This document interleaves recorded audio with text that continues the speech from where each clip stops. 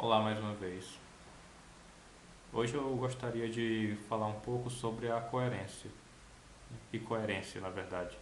A coerência de você falar e você ser a mesma coisa.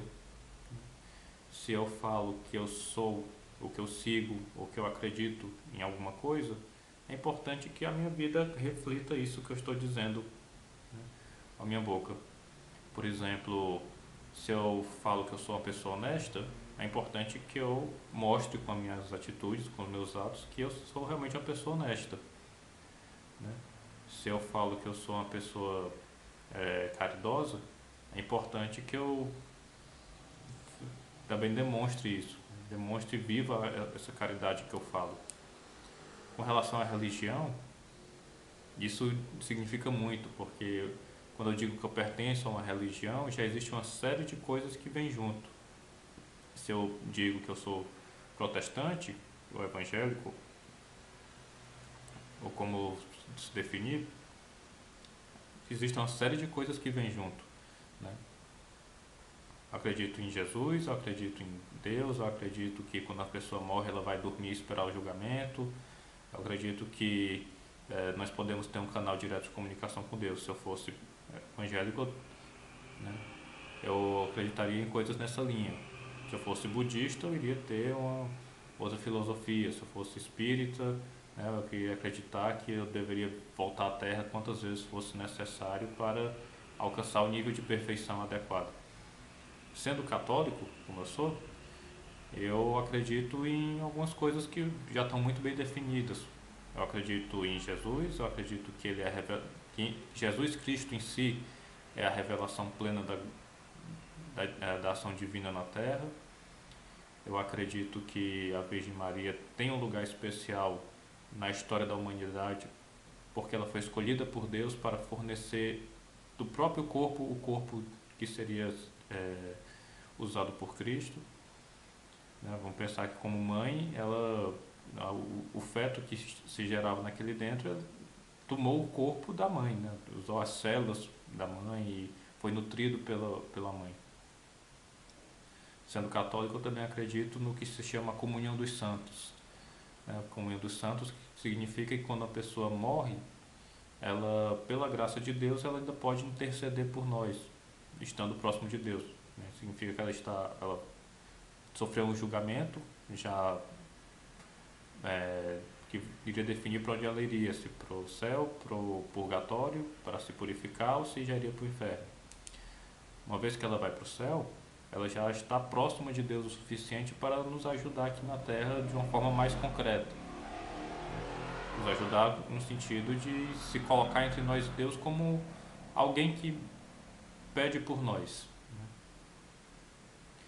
Sendo católico, eu acredito nos anjos e nos demônios. Eu acredito que existem criaturas puramente espirituais que influenciam muito a nossa vida. E é importante que eu tome conhecimento cada vez mais do que é que a minha igreja orienta. É importante que eu tenha consciência que a minha igreja orienta a vivência da castidade, a vivência da obediência, a vivência da pobreza. Né? Cada pessoa com um chamado diferente. Então, um sacerdote tem que viver a castidade com abstinência completa de prazer sexual. Um casal casado tem que viver a castidade dentro do casamento, né? Com a fidelidade, com a abertura para tudo que Deus desejar fazer com eles. Uma pessoa jovem que ainda não é casada tem que viver a castidade com abstinência também dos prazeres sexuais. A minha igreja orienta que as pessoas sejam pobres, né? Ser um sacerdote, dependendo de como for esse sacerdócio, pode ser uma pobreza do desapego, como pode ser uma pobreza concreta no sentido de realmente não possuir dinheiro nenhum. Né? Eu, como funcionário de uma empresa, que desejo leigo, que desejo seguir a igreja, eu devo seguir a igreja na pobreza do desapego, né? De saber que a câmera que eu estou usando é um objeto, que isso não representa nada para mim além disso, que qualquer coisa material vai passar ou pode ser destruída, ou, enfim, não é algo que mereça a minha atenção especial. Ele também, a igreja orienta a obediência dos filhos para os pais, a obediência da hierarquia da própria igreja, e obediência ao governo, naquilo que lhe é coerente, né? Bem, esses três são os chamados conselhos evangélicos, né? Então, digamos, é um centro daquilo que a igreja nos apresenta como modo de vida.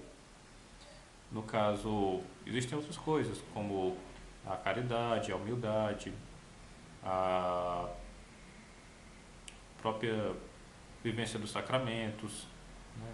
Como ir à missa todos os domingos, né? Como se confessar, como participar das celebrações dos santos de guarda, como isso é um convite, na verdade, não é uma obrigação, mas participar também dos encontros que a igreja promove, encontro de casais, encontro de jovens, né? Os diversos serviços que a igreja possui, como serviços de liturgia, serviços de intercessão, de oração, de aconselhamento, enfim.